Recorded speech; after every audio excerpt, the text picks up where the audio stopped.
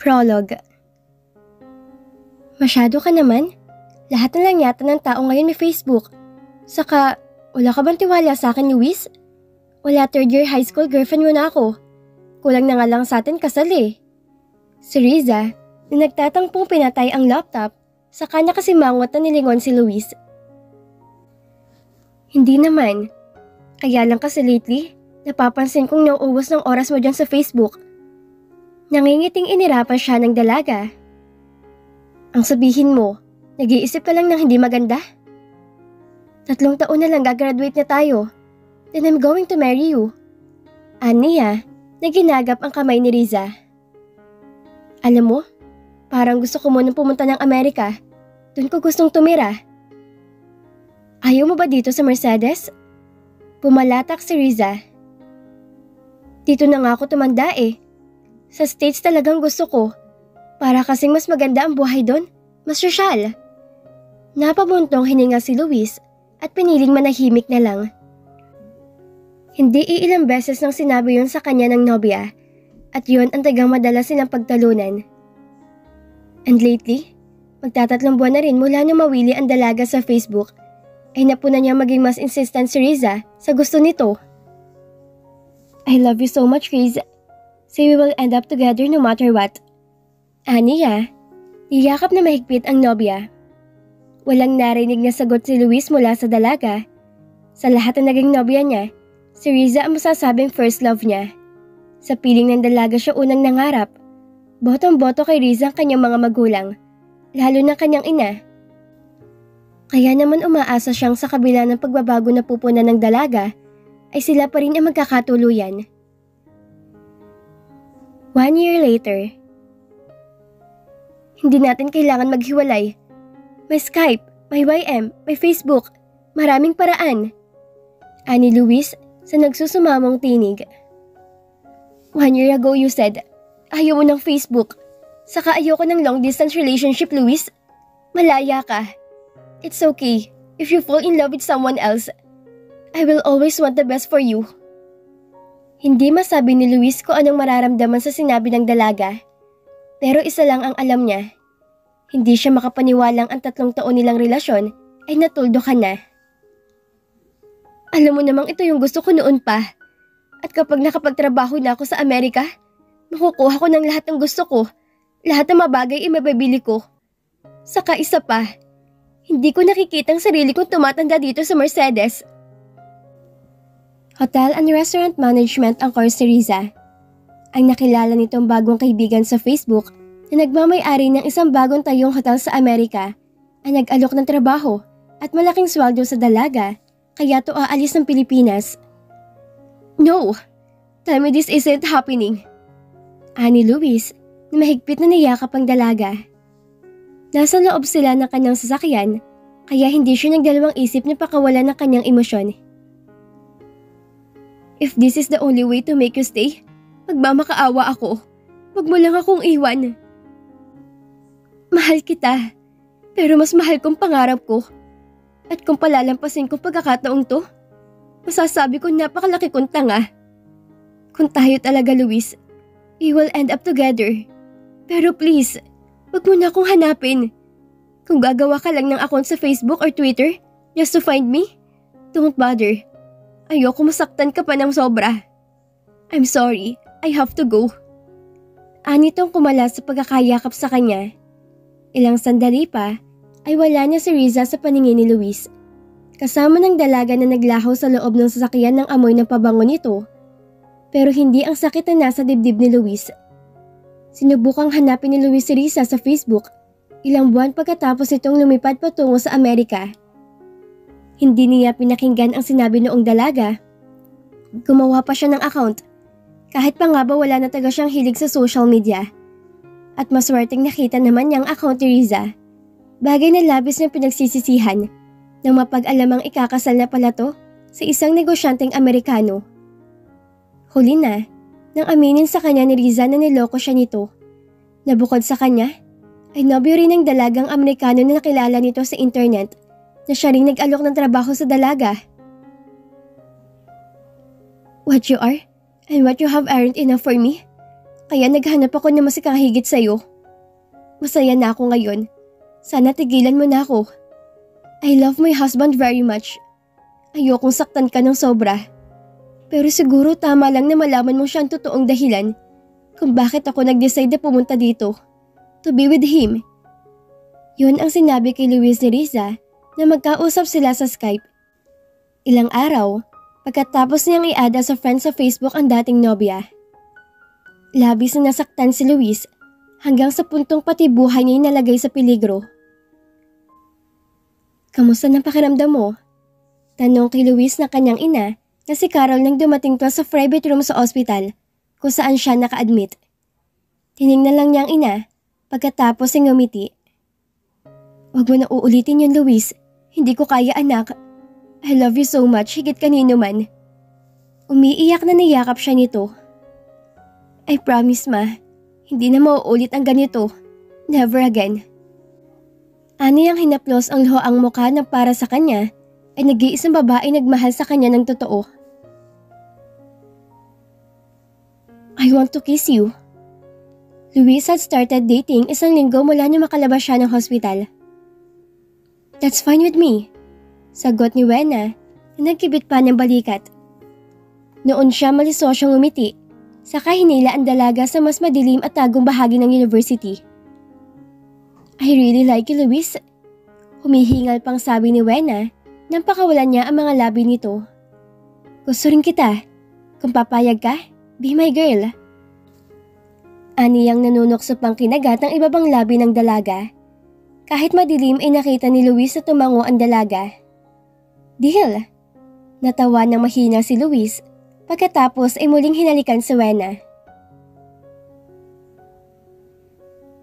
Nakausap kong tita Sandra mo. Sabi niya, by next month daw ay darating siya ng Pilipinas kasama si Lauren. Tinapunan lang ng suyap ni Luis ang kanyang ina na si Carol, saka ipinagpatuloy ang pagkain. You're sure to like Lauren. Pagpapatuloy nito nang hindi siya kumibo. Hindi siya isa sa maraming babaeng pinakagusto niyo sa akin noon, di ba? Aniyang nangingiting tinapos ang pagkain. Kababata mo siya, so sana you'll entertain her during her stay here. Ang kanya namang ama na si Remelito ang nagsalita. Nagkipit balikat lang si Luis, saka tumayo at parehong hinalikan ang mga magulang bago lumabas ng bahay at sumakay ng kanyang bagong BMW. Regalo yon ng kanyang mga magulang dahil consistent siyang nasa Dean's Lister last school year. Nasa biyahe na siya nang marinig ang message alertor ng kanyang iPhone. Binasa niya ang message, saka naiiling na binura pagkatapos. It was Cindy, ang huli niyang naging nobya for 2 months.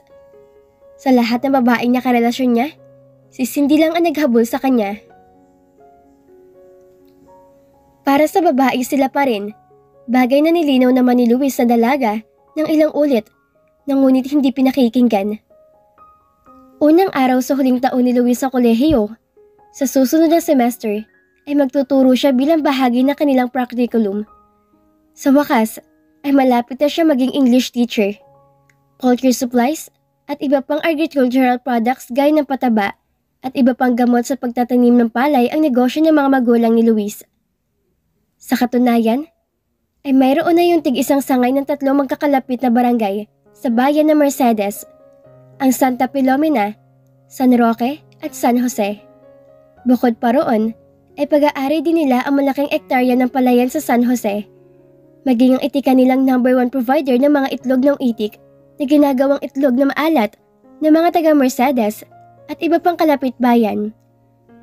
Iyon ang dahilan kaya nahirapang kumbinsihin ni Luis ang mga magulang nung kumuha siya ng kursong hindi related sa kanilang business. Ang katwiran niya, magagawa naman niya ng pag-aaralan ang pagpapatakbo ng negosyo nila pagdating ng tamang panahon. Pero sa ngayon, ay gusto muna niyang maranasan ang maging isang guro na kanyang pangarap. Kung tayo talaga, Luis, we will end up together. Nang maalalang sinabing yon ng dating kasintahan, 2 taon nang nakalipas, ay malungkot siyang napailing. Luis used to be a very faithful boyfriend, pero pagkatapos sa masakit na karanasan, ay binura na niyang bokabularyo ang salitang faithful. Nagbistula siyang para nagbibihis lang kung magpalit ng girlfriend. Bawat babaeng nakakarelasyon niya ay good for 2 months lang. Parang gamot at pagkain, may expiration date. Base na rin sa sariling karanasan, habang tumatagal ang isang relasyon ay lalong lumalalim ang pagmamahalan at higit sa lahat. Sa bandang huli, mas masakit ang hiwalayan. Kagaya ng nangyari sa kanya nang iwan at lokohin siya ni Riza. Ang gawain niyo ni Luis ang dahilan kung bakit sinimulan siyang ireto ng mama niya sa kung kani-kaninong babae. Pero gaya nga ng nakagawian, pare-pareho lang ang mga babae sa kanya. Gaano man kaganda at ka-expensive tingnan, iisa lang hitsura kapag hinuburan at pare-pareho lang ding maiingay pagdating sa kama. The right girl will come. Maikli lang ang mga hakbang niya, kaya hanggang ngayon ay naghihintay ka pa rin. Natawa na lang siya sa minsang sinabing yon ng papa niya sa kanya. Kinabig na niya ang manibela papasok sa malaking gate ng St. Joseph University. Yon ang unang araw ni Jade bilang college student sa St. Joseph University. Marami namang magaganda at kilalang university sa Pampanga. Pero mas pinili pa rin siyang i-enroll na kanyang nanay sa SJU. Hindi sila mayaman, pero dahil solong anak siya at maayos namang kumikita ang bagong tayong subcontraction company ng tatay niyang si Virgilio, ay namumuhay silang pamilya na maayos. Nang maalalang naging usapan nila ng nanay Minda niya, bago siya nag-exam sa SJU, ay napangiti siya. Gusto ng lolo at lola mo na sa Mercedes ka mag-aral. Sa kanila ka ulit titira, kagaya nung nasa abroad kami ng tatay mo. Sigurado matutuwa mga yon? Aba pagka-graduate mo ng elementary, hindi ba noon ka namin kinuha sa kanila? Pero Nay, di ba mahal sa SGU? Kaya ba natin doon? Kahit sa State University na lang ako, baka mahirapan kayo ng tatay pag doon ako pumasok. Worried niyang sabi. Nginitian siya na kanyang nanay. Ikaw talaga anak, sa public school ka na nga tumanda Saka yun ang inaalala mo. Kaya naman namin ang tatay mo. Kaya lang kailangan lang isakripisyong ibang luho gaya ng mga cellphone at iba pang gadgets. Yung mga importante na munang i-priority natin. Kasi kapag nakatapos ka na at nagkaroon ng magandang trabaho, higit pa sa mga yun ang mabibili mo. Kung sa bagay, mukha namang maganda at high class ang St. Joseph University. Malinis at berdeng-berde ang paligid. No wonder green ang kulay ng SJU at obvious yun sa kulay ng paldang suot niya. Room E144, Ethics. Yun ang nakasulat sa hawak na schedule ni Jade. Hindi naman mahirap maghanap ng classroom sa university. Sa katunayan, ay nasa harap na niyang kwarto kung saan nagsisimula ang kanyang first subject. Habang nakaupo sa concrete bench na nasa tapat mismo ng College of Education building, ay matyagang naghihintay ng oras si Jade. Nang makita niyang pumasok sa loob ng classroom, ang isang maganda at mukhang mabait na propesora, ay tumayo na rin siya. Sa totoo lang, kinakabahan talaga siya. Masanay kasi siya makihalubilo sa mga simpleng taong katulad lang din niya. Malayo sa mga estudyanteng nakikita niya ngayon. Mukhang may makakaya sa buhay ang karamihan sa SJU. Kita naman sa pananamit at kilos. Pabunga ni Jade sa classroom ay lalong niragasan na matinding kaba ang kanyang dibdib. Lahat ng estudyante ay busy sa pagkukwentuhan at mukhang matagal na magkakakilala. Nangunot ang noo niya sa pagtataka. Hindi kaya mali itong schedule na nasa papel na ito? Inilibot niya ang paningin sa buong silid habang nanatili pa ring nakatayo sa pintuan. Excuse me. Noon lang parang natauhan si Jade at naupo sa malapit na silya sa pinto ng bahagya pa siyang natabig na nagdaang lalaki mula sa likuran. Nakasombrero ito na kulay apple green kaya hindi niya nakita na maayos sa mukha. Pero in fairness, masarap sa ilong ang pabangong gamit ng lalaki. Ang yabang naman nun. Inis niyang bulong, saka nginitian ang matabang babaeng katabi niya. Hello, I'm Pauline. First year ka rin? Mabait na tanong sa kanya ng babae. Tumango siya. Avon Jade Garcia. Nakangiti niyang sagot. Nang muli niyang sinulyapan ang lalaki, ay eksaktong hinabad naman nito ang suot na sombrero. OMG! Naibulalas niya sabay takip sa sariling bibig. Nanatili siyang nakatitig sa mayabang na lalaking makalaglag panty ang kagwapuhan. Okay ka lang? Tanong ni Pauline sa kanya. Agad na nag-init ang mukha ni Jade, pero wala siyang pakaalam at tinanguan lang si Pauline. Saka nakalumbabang pinagbasdan ng lalaki. Adam Sandler? Ikaw ba yan? Kung may local version na naturang Hollywood star, walang dudang ang lalaking to na yon. Kaso masungit, hindi man lang nag-abala mag-sorry sa kanya, samantalang natabig naman siya kanina. Total, artistahin ka naman, pinapatawad na kita. Basta wag mo na uulitin yun ha? Nangiti pang naisip ni Jade. Pagkatapos ay inayos ang pagkakaupo. Itinuon na niyang atensyon sa propesora na nasa harap. Nang sabihin nitong ipasa nilang kanilang mga schedule sheet, ay ibinigay ni Jade kay Pauline ang kanya. Muling palihim na sinulya pa ni Jade si Adam. At kitang-kita niya nang suyapan siya nito pero nakasimangot. Aba, at sinamangutan pa ako. Pasalamat ka, crush kita. Avon Jade Garcia? Agad na nagtaas ng kamay si Jade at nang sanyasyan siya ng propesora na tumayo, ay mabilis siyang sumunod. Anong year mo na iha? First year po. Alam ni Jade na nakatingin sa kanya ang lalaki. Sa ideyang yon, ay naramdaman niya ang pagkabog na kanyang dibdib. Kinikilig siya sa ideya magiging kaklase niyang lalaki. Pero bakit kinakabahan siya? Dahil ba attracted siya sa lalaki? At halatang wala tong care sa beauty niya? Bakit parang naramdaman niyang lumiit biglang classroom kahit wala namang nagbago sa size niya yon? I'm sorry Jade, but I think nagkamali lang ang nagbigay ng schedule mo. I-double check mo muna to sa faculty bago ko pirmahan. This is a 4th year BS Ed class. Anang propesora. Iniabot ito sa kanya ang papel kaya napilitan siyang tumayo para kunin yon. Sa sulok na mata ni Jade ay nakita niyang sinusundan siya ng tingin ni Adam Sandler. Pero wala siyang lakas ng loob na salubungin ang mga titig nito. Naglaho lang ang lahat ng kabang nararamdaman niya na makalabas ng classroom kasama si Pauline. At nang i-double check nga nila sa faculty ang schedule, ay napatunayan nilang tamang hinala ng propesora. Sayang, hindi ko malang nalaman kung anong pangalan ni Adam Sandler. Pero okay lang. Malakas naman ang kutob kong You Will Be Mine, may Prince Charming. Napahagik-hik pa si Jade sa huling naisip. 1 month later, nagmamadali ang mga hakbang ni Jade para sa kanyang first subject. Inaral kasi niya na mabuti ang presentation niya para sa araw na yon, kaya late na siyang nakatulog kagabi. Sa pagmamadali, ay hindi niya napuna ang sasakyan sa driveway kung saan halos patakbo siyang naglalakad. Napatalon siya sa pagkabigla nang businahan siya ng driver. Tumilapon ang lahat ng dalang libro at props si Jade.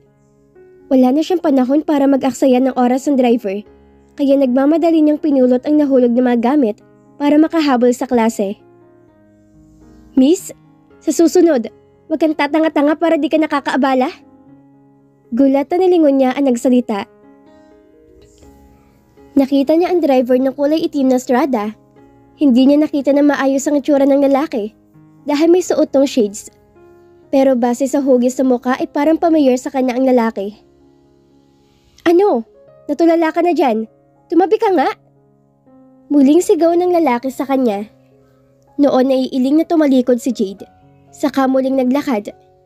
Naiinis siya, pero wala siyang oras para sa isang lalaking katulad nito. Mas importante na makaabot siya sa kanyang presentation. Pasasaan ba?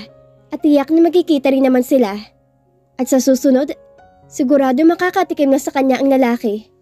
Yun, ay kung hindi niya makakalimutan ang itsura nito. Hindi kasi siya matandaing sa mukha, maliban na lang kung may ibang palatandaan gaya ng nunal o di kaya pabango. Pagkatapos ng klase nila, ay agad dumiretso sa library si Jade kasama ni na Pauline at Rhea. Doon sila madalas maglagi dahil gaya niya, mahilig din magbasa ang dalawa. Umiinit talaga yung ulo ko kapag naalala ko lalaking yun. Kung sino man siya, humanda siya sa akin pag nagkita uli kami. Naiinis sa sambit ni Jade nang maalalang nangyari kaninang umaga. Marami tagang ganun dito. Si Rhea, na sinulyapan siya bago ituloy ang pagbabasa sa librong nasa harap nito. Kaya nga ayoko magkaroon ng boyfriend na mayaman. Siguradong lalaitin din ako ng pamilya niya kung sakali. Sagot ni Jade, saka tumayo. Sa kanilang tatlo magkakaibigan, masasabi niyang siyang huli kong titingnan ang status ng pamumuhay. Well, si Rhea, franchisor ng fast food restaurant ang ama, habang bank manager naman ang mami ni Pauline at civil engineer ang ama. Saan ka pupunta? Si Pauline. Titingnan ko lang yung Harry Potter 3 kung available na. Walang bakanting computer oh. Aniya, inginuso ang 6 na computer kung saan pwedeng i-check ang availability ng isang libro.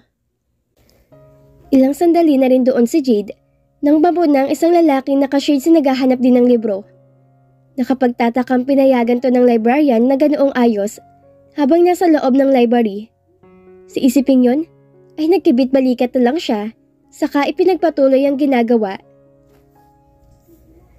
Pero na malanghap niya ang pabango ng lalaki, ay mabilis na kumabog ang kanyang dibdib. Naalala niya si Adam Sandler dahil sa pabangong gamit ng lalaki. Ilang buwan na rin pala mula nung una niyang makitang lalaki sa classroom. Pero dahil hindi siya mahilig tumambay sa koridor, hindi niya ulit nakita si Adam Sandler. Maluwang na pangiti si Jade nang makita ang hinahanap. Umakma siya para kunin ang Harry Potter and the Prisoner of Azkaban na bigla yung dakmain ng lalaking kasabay niya naghahanap kanina pa. Mabilis siyang nairita, lalo na nang mapunang walang pakaalam ang lalaki at parang wala siya roon kung umasta to. Antipatiko, pero in fairness, gwapo. Teka lang, sandali, mister. Baka gusto mong ibigay sa akin yung libro dahil akong unang nakakita niyan. Pagtataray ni Jade sa lalaki na parang namumukaan na niya, kaya minabuting mas pakatitigan pa. Marami pa naman dyan, miss. Anitong itinurong ilang kopya ng Harry Potter na hindi siya tinitingnan. At sa halip na sinimula ng buklatin ang libro, na halatang hindi nababakante dahil sa itsura ng cover. Ay binabalikan lang kasi ako dito. Muling sinuyod ng tingin ni Jade ang hanay ng mga libro. Pero napangiwi siya na makitang wala ng iba pang kopya ng Harry Potter and the Prisoner of Azkaban doon. Tapos ngayon, may isang antipatikong lalaking aagaw na lang ng libro matagal ko nang hinihintay na mabakante. Tinangala niya ang kaharap. Sa sobrang taas nito, ay nabgistula siyang duwende dahil umabot lang sa balikat ng lalaki ang taas ng 5'5". Nagtimpi si Jade, saka sinikap na magpakahinahon. Tapos ko na kasi yung books 1 and 2. Aniya, sa nagpaunawang tinig, habang pilit na binabali walang kakaibang damdaming nararamdaman niya para sa lalaking kaharap. Noon, itinaas ng lalaki ang kamay nito, hinubad ang suot na salamin, saka siya pinagmasdan. Mabilis na tutup na Jade ang sariling bibig na makilala ng lubusan ng kaharap na lalaki.